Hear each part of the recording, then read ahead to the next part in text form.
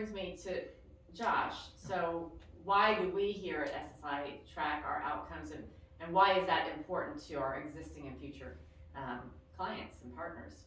Yeah, once again, it goes back to we can show them why we're doing certain things or why certain practices are best. At the most basic level, it can hold ourselves accountable. If we see that we're not getting the results that we want or that we thought that we were going to get, we can actually go back, look at the data, see if something changed or what was different during a set period of time, and we can really get down to the root cause of that that issue or that change using that data.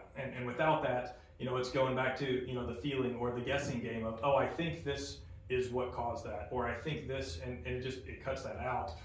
As far as from a future partner or a current partner standpoint, Darwin talked about, hey, we want to know what other companies are doing. Well, we also want to know what they're not doing, right. and how there's a lot of stuff that we do that's very different from a typical recruiting or search firm. Yeah.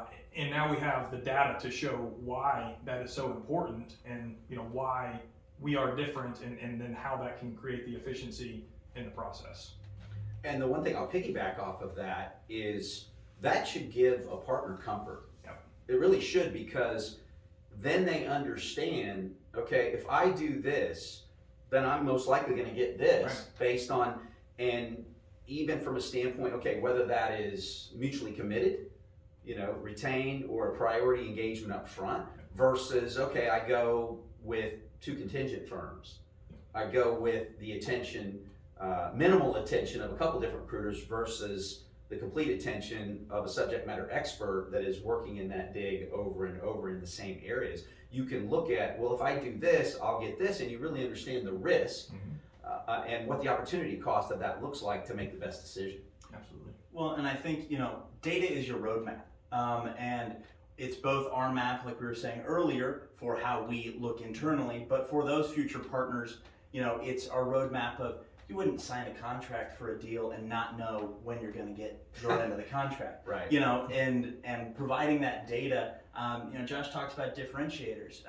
Partners with SSI is going to be able to have that full metric back end to know what they can expect going forward and what our relationship will look like. It's not we'll take a look at it and get back to you. It's based on our data and driven through metrics and analytics. Here's what you can expect. What that made me think about, and one of our tools is Hinterview, and we're newer to Hinterview and using Hintros this year. It's been extremely valuable, and it's a great differentiator and a great tool. The investment, I'm super excited about what we're going to do with that, but they are extremely smart in terms of their business model. You guys can give me a discount if you want or whatever, but jokingly, they were really interested and wanted to understand what we were trying to accomplish, and they are only looking for partners. Right. In the same fashion we are. I don't want to be a vendor. I don't want to be a transactional vendor. I want to be a partner. Now that means we have to bring more value, and we have to look at how we can bring value besides, a position, a fee, but a strategic partner. And they weren't interested in us just signing up to get that money. They wanted somebody that understood, and that the intent of why we were doing it and what their outcomes showed that we were a good fit for each other, because they didn't want to take the money and not have a good success example. And I think that's extremely smart, and that's similar to the way we look at it in terms of the companies we choose to partner with.